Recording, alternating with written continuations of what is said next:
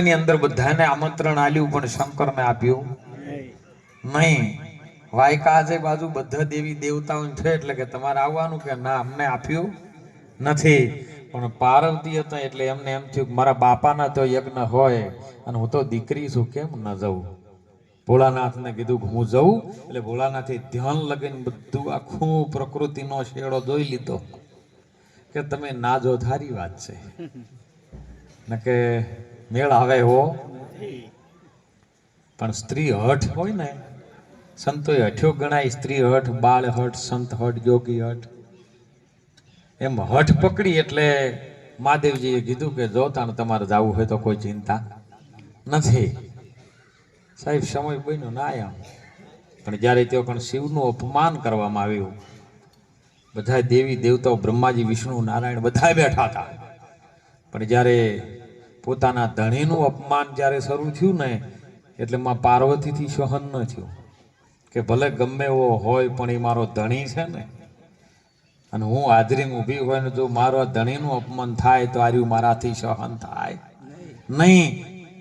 તમે બધા જો કશું ન કરો તો મારે ઓયથી પાછું મોઢું લઈને શિવ પાસે જવાય નહીં. કારણ કે હું મારા ધણી ના પાડતો તો છતાં બાપના બલિદાન માટે આવી, પણ મારો બાપ આર્યું અપમાન કરતો મારે ઓય રહેવાય.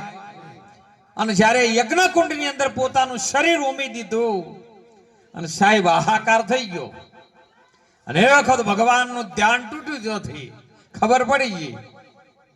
ત્યાંથી આયાનું બલિભદ્રનું રૂપ ધારણ કર્યું સાહેબ. અને એ વખત જ્યારે માર કરવા માટે બધાને મારવા માંડ્યો ને, અને એ વખત પછી બધું પતી ગયા પછી જ્યારે સતીનો જે શબ લઈ અને શિવ રોયા છે, શિવ રોયા છે, સતીનું શબ લઈ ભટક્યા છે ને રોયા છે. ને એ વખત ભગવાન વિષ્ણુને એવી ખબર પડી કે જો કદાચ સૃષ્ટિનો સર્જનહાર શિવ જો કદાચ આવી રીતનો જો કદાચ આમ થઈ જાય તો આ સૃષ્ટિનું શું થાય. એટલે એમને સુદર્શન ચક્ર છોડી અને એ સતીના 52 ટુકડા કર્યા. અને જો એનો ટુકડો પડ્યો ત્યો એની એક શક્તિપીઠ અત્યારે બની છે સાહેબ. એમ આપણા પોતભૂતોના શરીરની અંદર પણ 52 ટુકડા છે. એક એક શક્તિપીઠ શક્તિની છે. પણ આ તમામ 52 ની શક્તિનો ચલાવનાર, હમણાં જંત્રીમાં વાત કરી હતી મહાપુરુષોની, ભવાનીદાસની વાત, એમના ગુરુ જોધલપીર ને 2 વાત ચર્ચા મળ્યા અને એમને કીધું કે બાપુ આવું છે કે સાહેબ ન જોવાય એનું રૂપ કે ન લેવાય પાર. કારણ કે રૂપ જોવા જો તો પોત ભૂતોનું દેખાય, શરીરનું દેખાય, અને રૂપ આવે એ બધું માયાનું રૂપ છે, બીજું કોઈનું છે નહીં. બોલે બોલાવે સબ ઘટમાં બોલે એ નામ બોલી રહ્યું. નામ એ જ ઈશ્વર છે પણ આપણને એની ખબર પડતી નથી. પણ નામ વડે જે અનામમાં મળી જાય ને તો ઈશ્વર બની જાય. નામ છે ને અનામ બની જાય. એની અંદર મનની સ્થિરતા આવે તો મન અમન બની જાય. પ્રભુમાં ઈશ્વર લીન થઈ જાય ત્યારે ઈશ્વરનું જ સ્વરૂપ થઈ જાય છે. અને એ નામ એ જ ભગવાન છે. પણ હે ભગવાન એમ કે છે કે માયા ન જોવાય રૂપ એનું. કારણ કે જ્યાં નામ વળી જે સંકલ્પ થયો અને આદિ પુરુષને ઈચ્છા થઈ કે મને મારું સ્વરૂપ જોવા દે, હું કેવો છું. આપણે બધાની રીત જોવાનું છે. આજે આપણે બધા બીજન જોઈ રહ્યા છે. પેલો કેવો છે ને પેલો કેવો છે, આ બધું બીજું જોઈ રહ્યા. પણ હું કેવો છું, મારું રૂપ જરા દર્પણમાં લાઈન જોવું તો આ શરીરનું દેખાય, મોય હસે છે, જોઈ રહ્યો છે, આનંદ કરે છે, અરે મનોમન સંકલ્પ કરે છે, ઈ કેવો છે, ઈ હું છું. અને ઈ જો મને જડી જાય અને એના વડે એને ઈચ્છા થઈ એટલે એનું રૂપ જોયું. અને રૂપથી આ માયા રચાઈ, એનીથી પ્રકૃતિ રચાઈ. અસલ યુગમાં નતો આધાર 50 કરોડમાં પોણે નિરંજન હતા નિરાકારને. પછી એમાંથી એની શક્તિ. બસ આ રૂપ, અને રૂપ એ જ આ પ્રકૃતિ, પ્રકૃતિ એ જ માયા. અને માયામાંથી જ્યારે વિભાજન થઈ અને જ્યારે આવે ને તારે મહાપુરુષો કે જે ગવાય ને એ તમારો ગુણ છે, જે ચવાય એ ગુણ છે, જે ખવાય એ ગુણ છે, જે પીવાય એ ગુણ છે. હવે આ નામ છે ઈશ્વર છે, રૂપ છે એ માયા છે, અને ગવાય એ ગુણ છે. આ ત્રણેયને બાદ કરીને જો કહેવામાં આવે તો એ તમારું સ્વરૂપ છે. અને એ મહાપુરુષો એ સ્વરૂપ તરફ આપણને લઈ જાય એટલે કીધું કે નામ, રૂપ અને ગુણ. ચોથું પદ છે અવિનાશ. નામ, રૂપ, ગુણ, મિથ્યા. ચોથું પદ અવિનાશ. અવિનાશીના જે ભેદને સમજાય હરિનો થઈ જાય, હરિનો દાસ થઈ જાય. હો, હરિનો થાય. આજ બધા જે બોધ લઈને ઉપદેશ લઈને એટલે તરત ચાદર લઈને કે બસ અમે ભગવાન બની ગયા. ભગવાન કોઈ દિવસ બનાય નહીં. ભગવાન મય થઈ જવાય. નદી ગોડી થાય, દરિયામાં જતી રહે, પછી નદીનું અસ્તિત્વ મટી જાય, દરિયાનું સ્વરૂપ થઈ જાય, પણ નદી પછી ન કહી શકે હું દરિયાને મળી. એવું વાત વાણીમાં સુંદર બાપજીએ વાત કરી કે ખાડારે ખાબોચિયાની ડેડકી શું જોણે સમુદ્ર વાળી લહેર. સમુદ્ર વાળી લહેર જ્યારે આવે ને તો આપણો બધાને ખબર છે સુનામી આવે, અને આખા જગતમાં હરિયાળું કઈ નાખે દરિયાની લહેર આવે છે. અને એવું મહાપુરુષ કહે છે, સંતો કહે છે, શાસ્ત્રો કહે છે કે ઈ તમારું સ્વરૂપ છે. સ્વરૂપ કોઈ દાડો હલન ચલન થતું નથી. દર્શન જ્યારે થાય ને ત્યારે તમને અંદરથી અખંડ આનંદ થાય. અખંડ આનંદ. હો, સુખ તમે ગોતવા જો ને કેશરભાઈ બધી જગ્યાએ મળી જાય. દુનિયા બધી સુખની પાછળ દોડી છે. દાડો ઉગે ને 4 વાગે ને ભેંસમાંથી ચમ દૂધ કાઢી લેવું ને કેટલા ફેટોમાં લાંબાઈ બધી ખબર પડે, પણ સુખ ન મળે.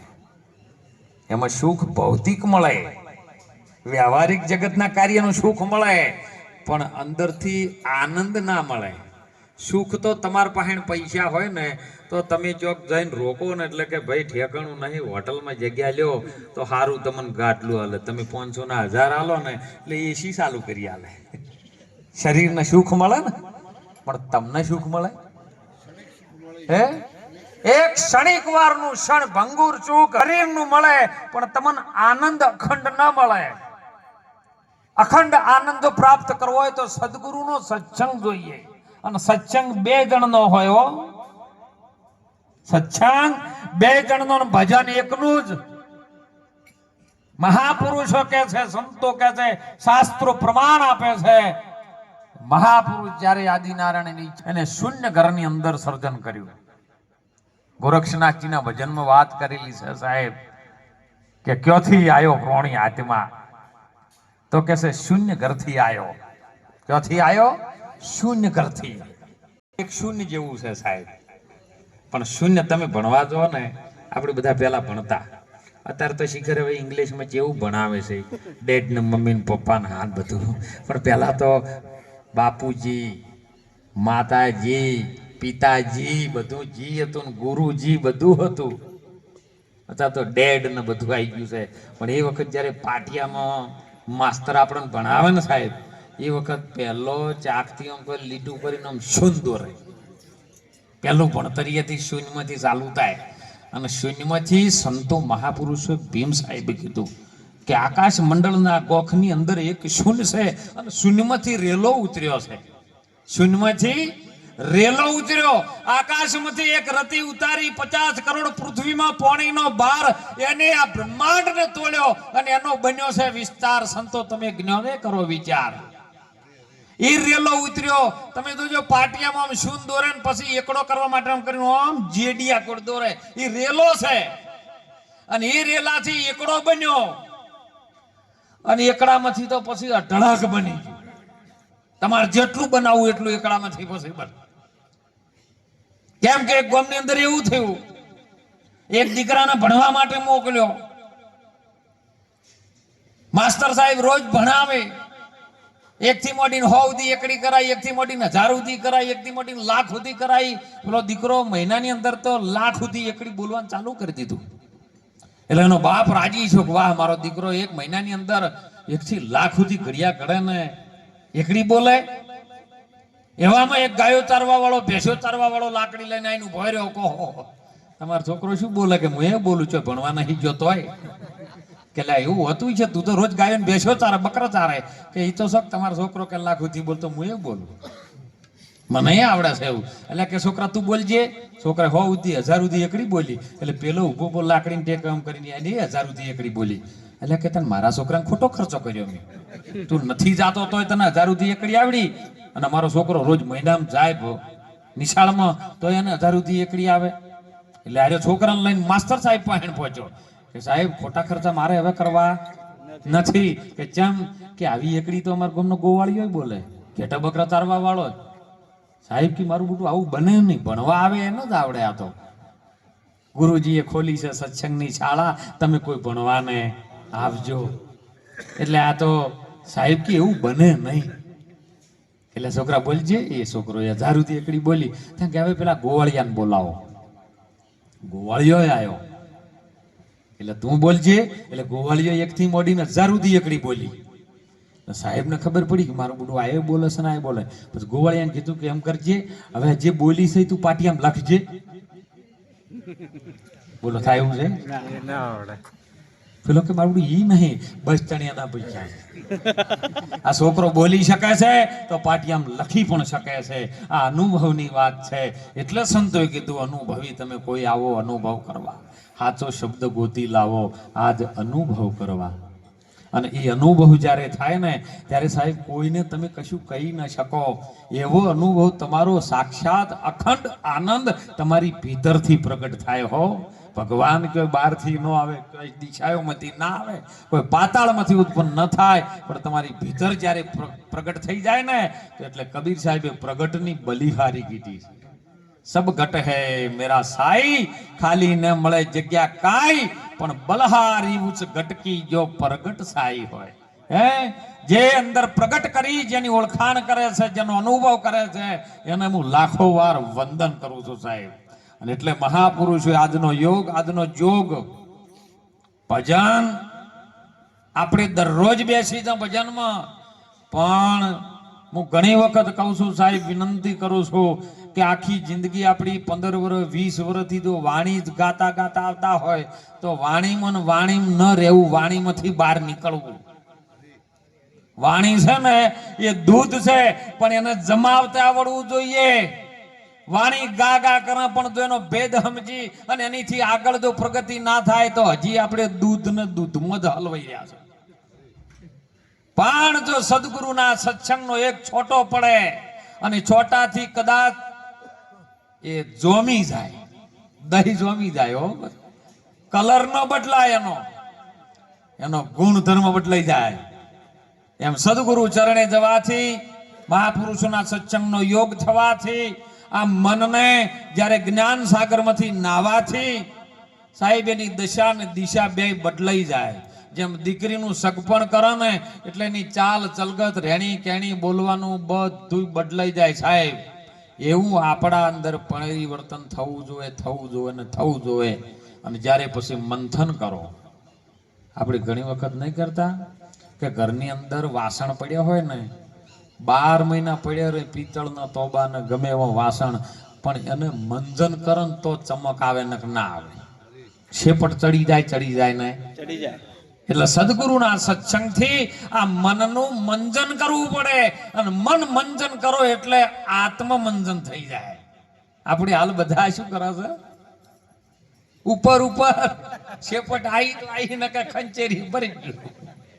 પણ જ્યારે મનનું મંજન થઈ જાય ને એટલે મન છે એ જ ઈશ્વર બની જાય. એટલે સંતોએ મહાપુરુષે ખૂબ સુંદર વાત કરી છે સાહેબ કે મન તું તારા ઠેકાણે ઠેરાય, પછી બીજો નથી બોલતો. મન તું દરિયાની લહેરી સમાન, જો લહેરી હમાય તો સમંદર દર્શાય, બીજો નથી. તારા સિવાય વિશ્વની અંદર કોઈ બોલવા વાળું નથી સાહેબ. જેને સાક્ષી પદ કરો, વિશ્વાસ રાખો. અને ગુરુ મહારાજ આપણને સાક્ષી પદની અંદર લઈ જાય કે તું સાક્ષી બનીના જગતના રૂપને, આ પ્રકૃતિના સ્વરૂપને જોઈ લે. એ બધું તારું જ છે, બીજું કોઈનું છે. તારામાંથી નીકળેલું આ બધું રૂપ, માયા બધી તારી ઘડેલી. હે અર્જુન, આ બધી રચેલી આ કૌરવોની પાંડવોની જે સેના વચ્ચે તને હું વચ્ચે લઈને મધ્યમાં લઈને રથમાં સમજાવું છું ને, એ અર્જુના બધું વહીથી નીકળે છે ને મારામાં હમાય છે. બધું મારામાંથી જ નીકળેલું, મારા એ બધી મારા મનની ઘડેલી માયા છે. હે અર્જુન, આ માયાને તું જોડ, એમાં બધા મરેલા જ છે, કોઈ જીવતા. આ તો તારે ખાલી ઓના વસ્ત્ર બદલવાના છે અને કર્તવ્ય તારી ફરજ આવી છે, તારો ધર્મ છે અને ધર્મનું તું પાલન કર. આપણે આપણા ધર્મનું જ પાલન કરવાનું છે.